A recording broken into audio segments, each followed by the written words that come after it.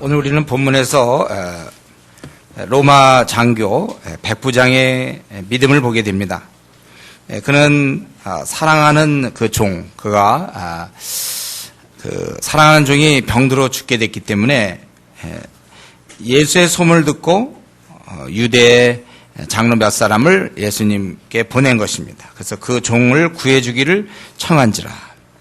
그래서 그들이 예수께 나가서 간절히 구하이르되 이 일을 하시는 것이 이 사람에게는 합당하니이다. 왜냐하면 그는 우리 민족을 사랑하고 또한 우리를 위하여 회당을 지었나이다. 그렇게 얘기했어요. 언제 주님이 말이죠, 합당하기 때문에 이렇게 한 적이 있나요? 사실 이 사람들은 좀 생각이 좀 잘못된 거죠. 이렇게 하면 고쳐줄 거라고 생각을 했는 것 같아요. 그래서 예수님께서 함께 가셨습니다. 얼핏 보면 이런 얘기를 듣고 가신 것 같지만은 가셨어요. 그래서 그런데 멀지 않아서 또 백부장이 또 보냈어요. 벗을 친구들을 보내서 주여 수고하지 마옵소서. 내 집에 들어오심을 나는 감당하지 못하겠나이다. 물론 이제 원래 유대인이 이방인의 집에 들어가는 거 아니에요. 물론 이제 그런 의미도 있겠지만 그보다는 더 큰 이유가 있어요. 왜 들어오지 말아야 되냐면 내가 죽게 나아가기도 감당하지 못할 줄 알았나이다. 말씀만 하서 내 하인을 낫게 하소서. 뭘 이렇게 들어오시기까지 합니까? 그냥 말씀만 해서 낫게 해달라. 내 경험을 보니까 나도 병사가 있는데, 아래 병사 있는데 내가 이더러 가라 하면 가고 저더러 오라 하면 오고 내 정도로 이것을 하라 하면 하나이다. 자기 부하도 내가 말로 해도 자기 부하가 듣는데 하물며 이 주님께서 말씀하시면 그거 다 되는 거지 뭘 직접 여기까지 들어오시느냐, 그거예요. 그러니까 예수님께서 들으시고 놀랍게 여겨 돌이키사 따르는 무리에게 이르시되 내가 너희에게 이르노니 이스라엘 중에서도 이만한 믿음은 만나보지 못하였노라 하시더라. 번에 어떤 사람들이 집으로 돌아가 보매 종이 이미 나아 있더라. 지금 오늘 본문은 이방인이었던 그 로마 군인 장교겠죠. 이 백부장이 주님께 칭찬을 받게 되는 것을 보여줍니다. 주님께 칭찬받은 믿음, 이게 어떠한 믿음입니까? 우리도 각자 다 믿음이 있습니다. 여러분 이 믿음에 대해서 한번 오늘 이 시간에 검증을 해봤으면 좋겠는데, 내 믿음 정도면 지금 주님이 어떻게 보실까? 내 믿음 정도면은 내가 지금까지 신앙생활을 했는데 이 정도는 지금 몇 점 정도 되는 건지 한번 이 시간에 점수를 매겨보는 거예요. 우리는 이 주님이 칭찬한 백부장의 믿음을 통하여 우리의 믿음이 어느 정도 될 때 주님이 칭찬하겠구나, 이걸 우리가 깨달을 수 있는 것입니다. 자, 주님이 원하시는 믿음의 사람, 주님이 원했던 믿음은 무엇입니까? 주님이 말씀에 그 모든 것들이 따를 수밖에 없다는 것을 확실하게 인정하는 그러한 믿음입니다. 군대에서 상관이 명령하면 부하는 이웃 되지 않고 그대로 순종해. 마찬가지로 만왕의 왕께서, 가장 높으신 그분께서 말씀하시면 이런 질병조차도 순종할 수밖에 없다는 것입니다. 거기에는 예수 그리스도에 대해서 아주 전적인 신뢰가 있는 거예요. 전능자시기 때문에 예수님께 모든 것이 복종할 수밖에 없다는 거예요. 그러니까 굳이 들어오지 마십시오. 그 병 고치는 거 와서 할 것 없이 그냥 말씀만 하옵소서. 이렇게 이러한 믿음, 그것은 이스라엘 사람들 중에도 그들에게 그렇게 오랫동안 신앙생활했던 사람에게 찾아보기 어려운 것을 이방인이 오히려 갖고 있다는 것입니다. 여러분 이렇게 따져볼 때 이런 믿음, 즉 주님이 원하시면 다 할 수 있고, 주님은 전능자시고 하나님의 아들로서 모든 것을 다 할 수 있는 바로 그런 분이시다.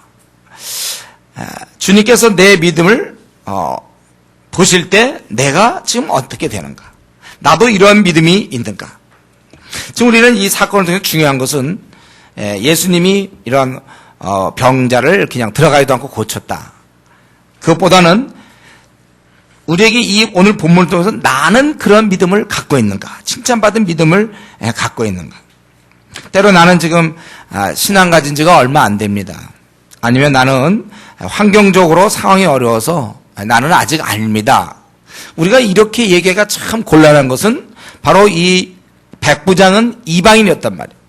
제가 보기에 주님을 만나본 적도 없는 것 같아요. 왜냐하면 3절에 소문을 들었다고 그랬거든요. 그럼에도 불구하고 이런 믿음을 그가 갖지 않았는가 이거예요.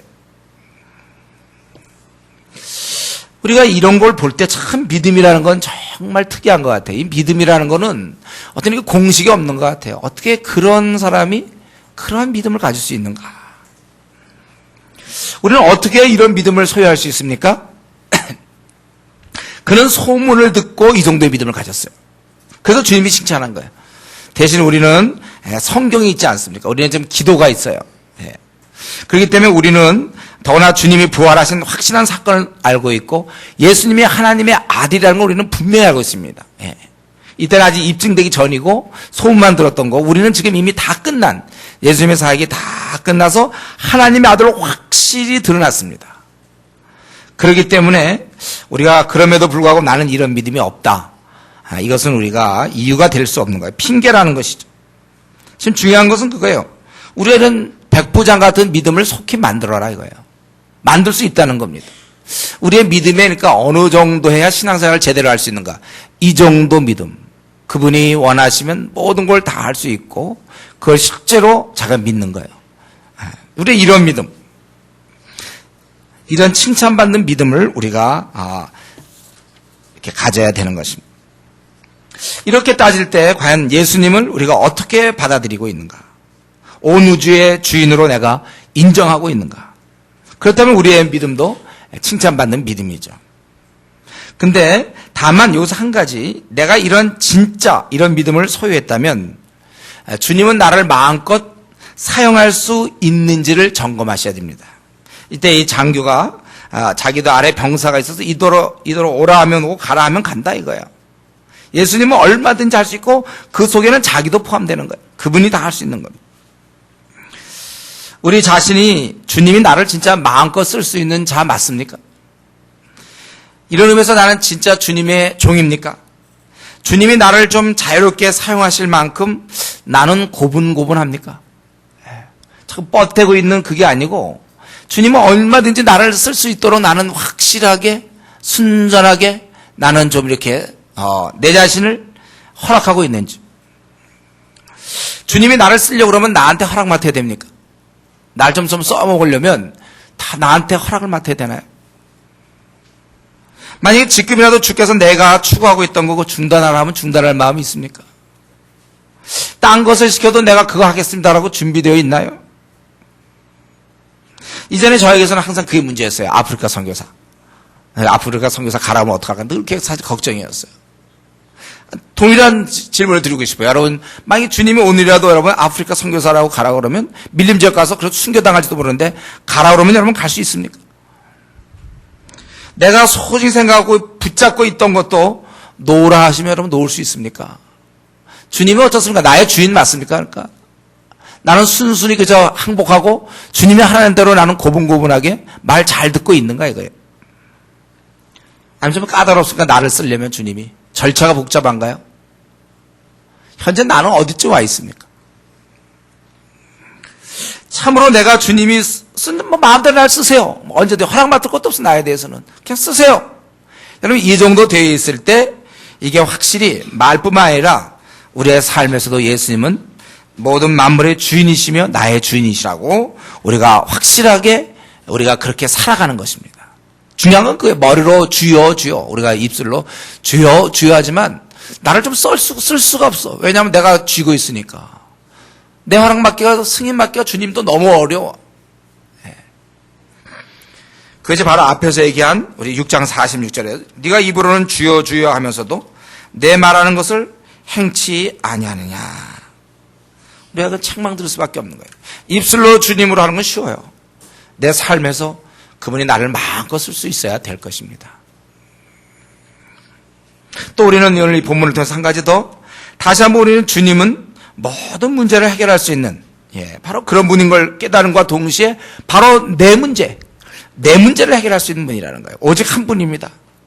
이 백부장의 종이 살 수 있는 유일한 방법은 주님께 나아가는 거예요. 여러분 우리가 지금 나 자신에게 여러 가지 문제가 많습니까? 이 문제를 해결할 수 있는 분은 오직 주님 한 분이에요. 이걸 진짜 믿는 사람은 기도 시간 늘리는 거죠. 골방이 확실한 거예요. 튼튼해야 돼, 골방이. 거기서 모든 문제가 제거가 나니까. 내 문제를 해결할 수 있는 유일하신 한 분, 바로 그분이 주님이신 것입니다. 그러니까 우리 그분께 나가야 돼요. 그래서 성경의 야고보 선생이 얘기하지만 너희가 얻지 못하면 구하지 않기 때문에. 자기 지금은 삶을 비관할 이유 하나도 없어요. 자기 상황에 대해서 자기가 난처해 하고 힘들어할 이유가 없는 것은 기도가 있기 때문에. 뚫고 나가니까. 여러분, 우리가 있는 그 상황을 그대로 그분께 아뢰고 자기의 필요를 간구하면 되는 것입니다. 불가능한 것처럼 보이는 것을 기도하셔야 돼요. 그분이 들어주신단 말이죠. 불가능한 것 같은 거. 우리가 모슬림 복음화 같은 거, 이건 안 될 거라고 생각합니까? 우리 그분은 할 수 있어요. 남북의 평화적 통일도 마찬가지죠. 우리 불신가정에 복음 들어가는 거, 우리가 교대에 들어가려고 하는 거, 이거 지금 딴 거 하나도, 우리는 오직 그 주님밖에 없어요. 주님이 원하시면 우리가 되는 거예요. 내 문제를 해결하실 분은 오직 이 땅에 주님밖에 없습니다. 정말 그만큼 우리가 주님께 나아가는가. 우리는 세상을 살 때 우리가 세상을 이겨나가는 방법은 딱 한 가지, 기도밖에 없어요. 주님의 힘으로 이겨나가야지 자기의 힘으로, 자기의 성품으로, 자기의 의지로 결코 이겨나갈 수 없어요. 여러분, 그냥 항복하십시오. 주님께 간구하세요. 그리고 이제 거기 보면 11절부터 17절까지 우리 나인성의 과부를 볼 수 있습니다. 나인은 이제 가버나움에서 남서쪽으로 한 40km 정도 떨어진 거예요. 그 후에 예수께서 나인이라는 성으로 가실 때 제자와 많은 무리가 동행했다. 그러다가 거기서 그 성문에 가까이 이르실 때 사람들이 한 죽은 자를 메고 나오는데 참 유감스럽게도 이 죽은 자가 누군가? 한 어머니의 독자여, 그 어머니는 과부라. 이건 최고의 슬픔이죠. 남편이 죽은 과부. 참 얼마나 힘들겠습니까? 그런데 이제 그의 그 독자, 그것도 한 아들이 한 10명 되는데 한 명 죽은 게 아니라 딱 한 명 있는데 그가 죽어버렸어요. 이 말은 뭡니까? 이 과부는 결국은 절망의 상징이에요. 절망. 그에게는 도저히 이 땅에서는 이제 이 생은 끝난 거예요. 그에게는 오직 절망만 그에게 있는 것입니다. 남편이 죽었고 이미 그것도 거의 절망인데 하나 유일하게 있던 그 독자가 죽었다. 그런 완전히 슬픔 덩어리예요. 절망 덩어리고 아무런 낙이 없어요. 겨우겨우 용기를 내서 한번 일어나려다가 완전히 주저앉은 사람이에요. 바로 그 행렬이죠. 그 성에 많은 사람도 그와 함께 나오고 아마 불쌍해서라도 그 성에 있는 많은 사람들이 인심이 좋으니까 불쌍해서라도 같이 나왔던 것 같습니다.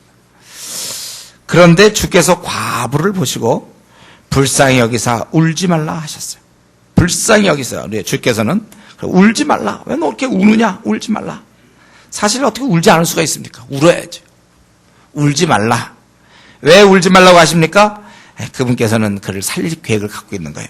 가까이 가서 그 안에 손을 대시니 맨 자들이 서는지라.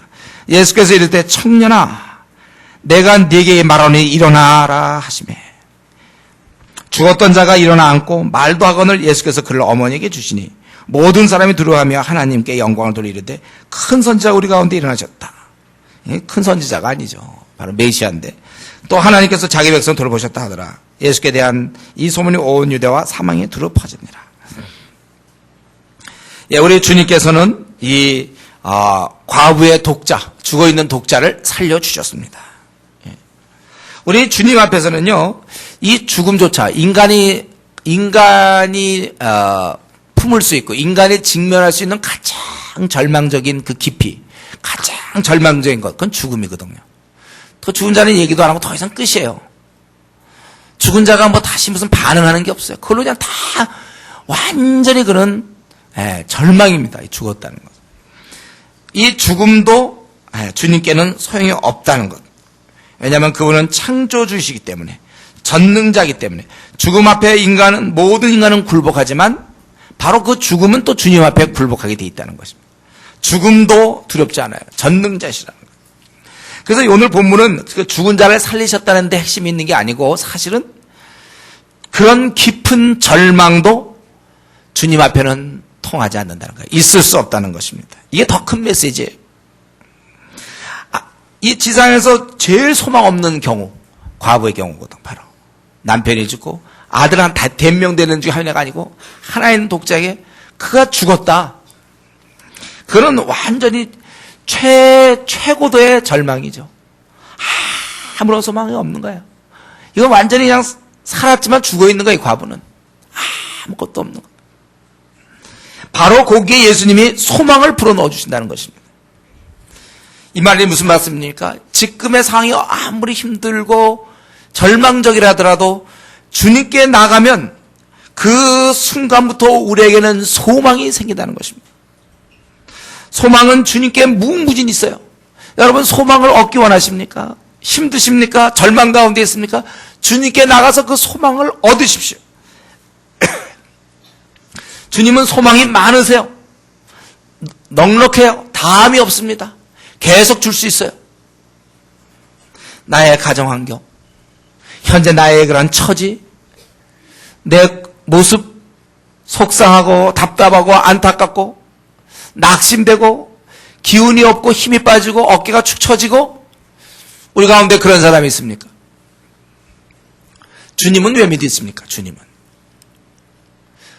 오늘 이 나인성의 과부를 만나신 그 주님은 나를 만날 수 있는 거예요. 나에게 주시는 거예요. 소망을. 인간의 힘으로는 지금 이거 어떻게 해볼 수가 없어. 뭐 물을 수도 없고 또 어떻게 일으킬 수도 없고 세울 수도 없고 고칠 수도 없고 그저 절망입니다. 그건 우리가 볼 때 그런 거예요. 주님 앞에 절망은 없어요. 어떤 상황이든지 일이 지금도 꼬이고 또 꼬이고 또 꼬이고 이리 꼬이고 저리 꼬이고 완전히 끝났다고 싶을 때 그래도 주님 앞에는 여전히 소망이 있습니다. 이 절망은 나를 주님께 못 나가게 하지만 여러분 우리가 절망의 순간 주님께 기도하셔야 돼요. 그때 기도하셔야 되는 거예요. 자기의 형편과 처지를 놓고 비참해하며 울고 불고 속상해하고 통탄하고 낙심하고 이거 주님 기뻐하지 않습니다. 그러한 절망의 순간에 주님께 나가고 아뢰는 거예요.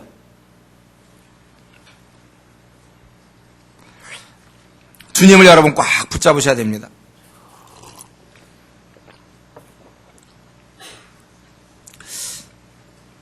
그렇기 때문에 우리는 일시적으로 힘든 얼굴을 보일 수 있어요. 우리는 일시적으로 지친 얼굴을 볼 수 있습니다. 절망의 모습을 우리 몸에서 묻어나올 수 있어요. 그러나 그건 그 순간이에요.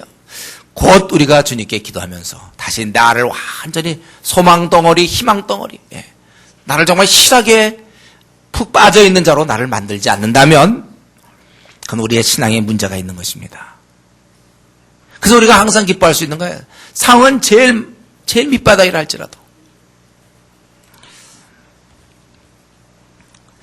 우리는 오늘 이 본문을 통해서 예수님과 과부 그리고 그 같이 있던 사람들을 한번 생각해 볼 수 있어요.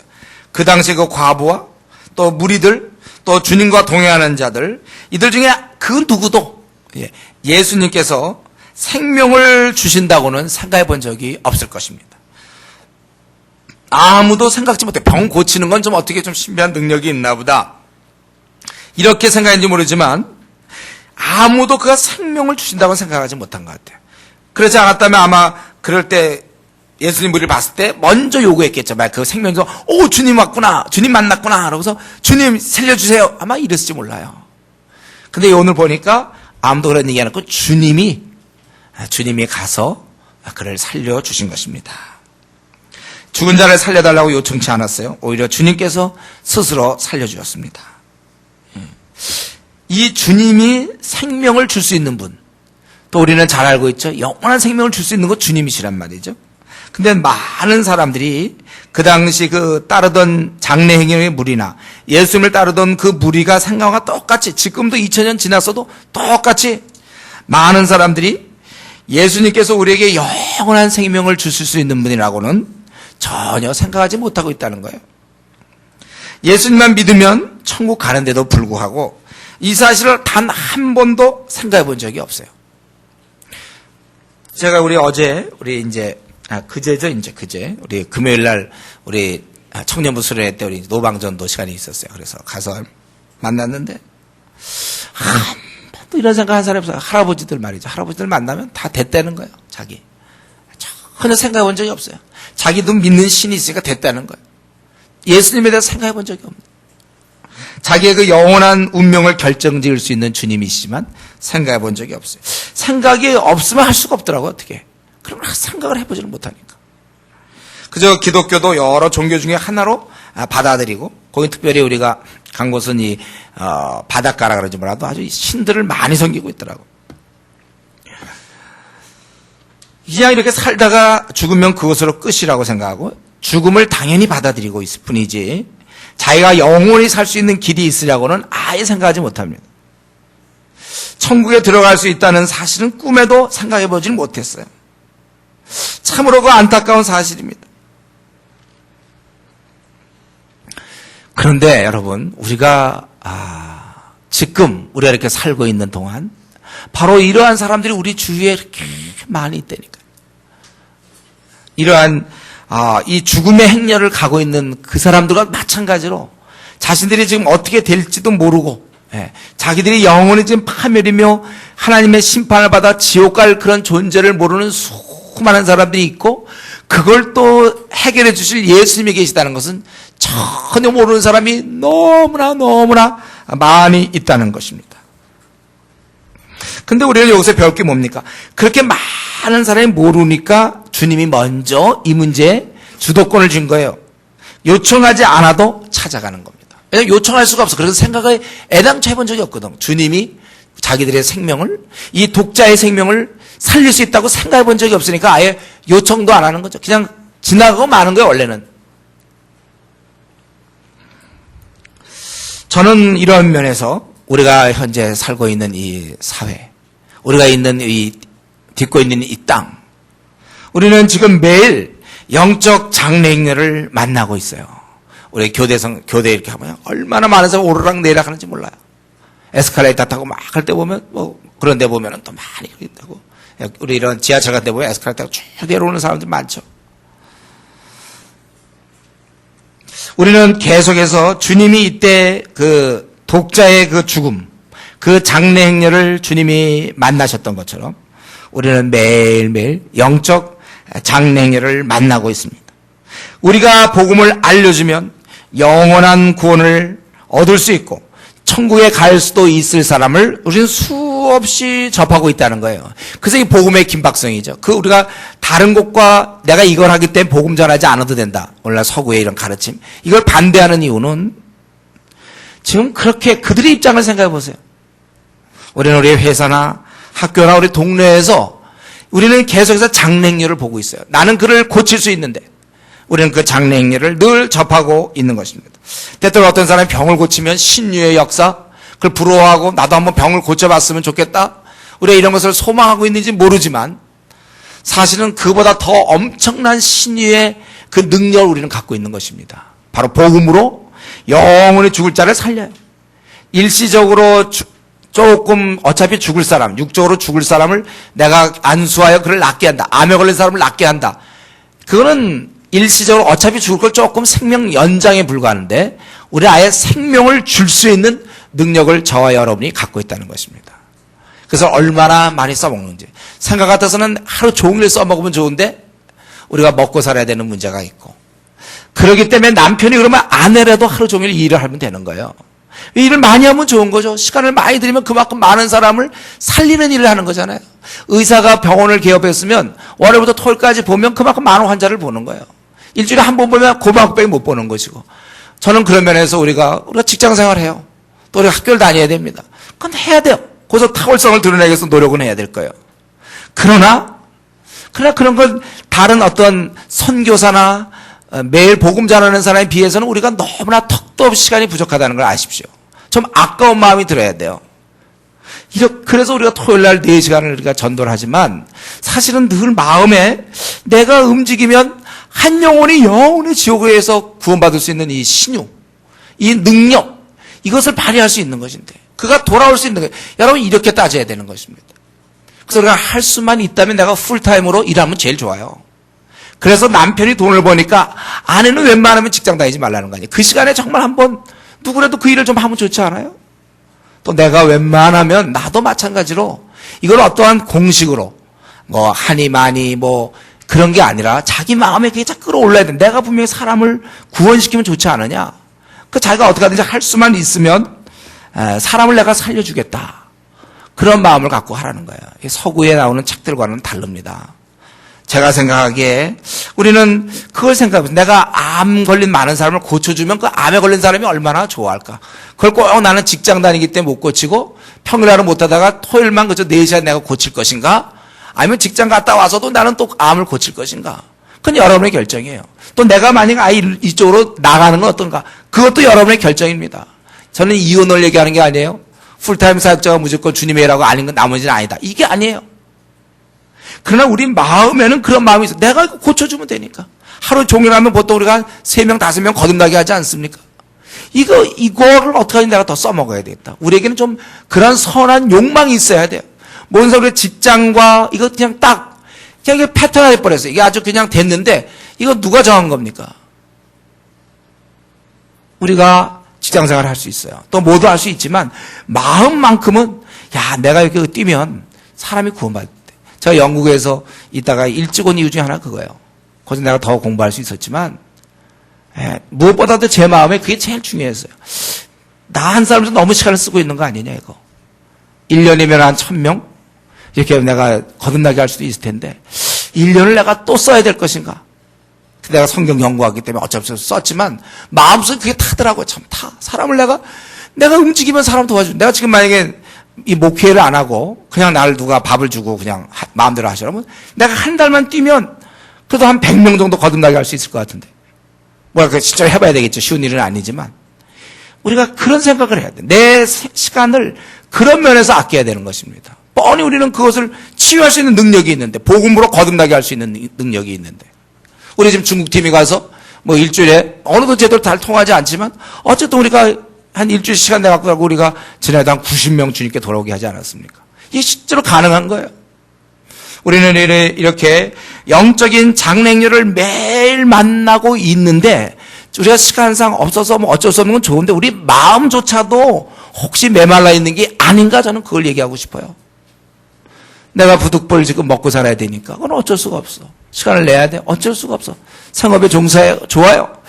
그러나 내 마음에는 이 늘 만나는 이 영적 행렬에 대해서 부담을 가져야 된다는 거죠. 우리나라에 매일 500명이 지옥 가는데 그거에 대해서 부담을 갖지 않으면 어떻게 됩니까? 우리가 안 가지면 어떻게 됩니까? 이때 예수님이 만약 그냥 보고 지나시면 어떻게 되는 거예요? 살릴 수 있는 그분이 안 살려주면 어떻게 되는 겁니까? 우리 주님은 그런 분 아니에요. 살릴 수 있으면 살려주는 거예요. 이렇게 하시는 겁니다. 우리가 암 걸린 사람들 조금만 만약에 우리가 고칠 수 있다면 그 사람 조금 생명 연장 한 몇십 년 더 연장한 거 가지고도 은인이며 평생 은이라고 고마워하고 그 즐거운 모습을 상상해 보십시오. 하물며 단지 생명 연장이 아니라 아예 죽지 않는 영생을 주는 우리들. 그래서 영영토록 지옥불에서 고통을 받을 그들이 영원히 살릴 수 있다면 이것보다 더 가치 있고 이것보다 더 나를 미치게 하는 일이 이 땅에 어디 있습니까? 이것보다 더 귀한 일이 어디 있습니까? 여러분 우리가 모든 지옥을 통해 하나님께 영광 돌린다 이건 100% 맞는 말이에요. 그러나 자기 개개인적으로는 그 마음에 야 사람을 좀 살리고 싶다 이런 마음 우리가 신앙생활 가진 사람은 누구나 다 들어야 되는 거예요. 그래서 하게 되면 어떤 때는 직업도 그만둘 수 있는 거예요. 주를 위해서 자기가 생각해보고 그렇게 할 수 있는 겁니다. 여러분 우리가 이런 면에서 우리는 어떤 사람은 병자를 고치는지 모르지만 나는 병자를 고치는 것보다 더한 신유의 은사를 얻었어요. 영원히 죽을 자를 살릴 수 있는 이 은사. 오늘 주님께서는 이 장래를 이 죽어있는 자 일으키는 거 아무것도 아니에요. 주님이 일으키는 거는. 우리는 이제 주님이 장래열에 이 비참한 사람을 그냥 넘기지 않았다는 사실이 중요한 겁니다. 그냥 지나갈 수 있는 것이죠. 그러나 그거를 일으켜줬어요. 절망 가운데 있는 그를 일으켜줬습니다. 사실 우리는 이 사실로 따진다면 진짜 절망 가운데 있는 사람은 일이 꼬이고 안 되고 죽은 게 아니라 영원토록 지옥 갈 사람들이 진짜 절망 가운데 있는 거예요. 그건 야고보서 5장에 나오는 것이죠. 어두운 가운데서 돌아오게 할 때, 고난을 얘기하다가, 성도들의 고난을 막 얘기하다가, 너희들이 실제 무슨 고난이냐, 너희들이. 실제 너희들은 고난이 아니다. 하나님이 없는 자가 고난이다. 그게 진짜 고난받는 것이다. 야고보서 여러분 5장에서 그때 설교 말씀 들은 줄 아는데, 우리가 이러한 이거보다 더 가치 있고 귀한 일이 어디 있겠냐. 이 마음은 여러분이 갖고 있어야 돼요. 이 마음을 놓친 채 직장 생활하면 그건 직장이네요. 이 마음을 가진 채 직장을 다니면서도 틈틈이 복음을 전하고 늘 영혼을 생각하고 신회를 조성하고 막 BBB 같은 활동이 눈물겨운 게 바로 그겁니다. 없는 시간 내서 신회 조직하고 막 전도해보려고 그러고 자기 점심시간 1시간 그 10분 동안 먹고 50분 전도하고 막 그런 노력으로 그 지금 얼마나 많이 이렇게 번지고 또 그렇습니까? 저는 제가 생각할 때 이거 소망 없던 이 과부의 장래 행렬과 내가 만나는 사람들의 그 무리들, 출근할 때 쭉 들어오는 그 무리의 차이점은 무엇인가? 내 눈은 지금 어디 있는가? 나는 그렇게 보이는가? 이걸 잃었다면 여러분, 우린 비전을 잃은 거예요. 우리가 이걸 잃었다면 다 잃은 겁니다. 우리가 장래 행렬을 외면치 않으시던 우리 주님처럼 나는 매일매일에 만나는 이 영적 긴 장래 행렬에 대해서 나도 외면치 않고 손을 내밀 것을 결단하고, 그것이 시간을 많이 내든 적게 내든 간에 내 마음에 이들의 영적 죽어 있음에 대해서 눈을 뜨며, 내 나머지 생을 계산할 때 내가 뭐 명퇴당한 다음에 또 다른 직장, 그것이 아니고 내가 어느 정도까지 하고 풀타임으로 내가 내 자신을 드릴 수도 있는 것이고, 이건 자기가 결정하는 거야. 최소한 나는 못하도 내 아내만큼은 일에 시셔. 내가 돈을 버니, 아니면 당신이 돈을 벌든지 내가 일에 뛰겠다. 못 견디면. 우리가 어떤 그런 마음을 가지면서 좀 막 하면서 해야지, 너무 마치 안 죽어 있는 것처럼, 이 지나가는 수많은 사람이 장래 행렬이 아닌 것처럼 너무나 태연히 바라보고 있는 내 죽어 있는 내 모습에 대해서 우리가 참으로 안타까워하며, 오늘 주님이 이 독자의 장래 행렬을 만나서 손을 내미셨던 것처럼 나도 이 나그네 길에서 수많은 장래 행렬을 보면서 손을 내밀 수 있는 사람이 되게 해 주십시오. 무더운 여름 다시 한번 우리의 신앙을 다시 한번 우리가 점검하고 또 새롭게 각오하는 저와 여러분 되기를 바랍니다. 우리 이 시간에 한번 같이 기도하겠습니다.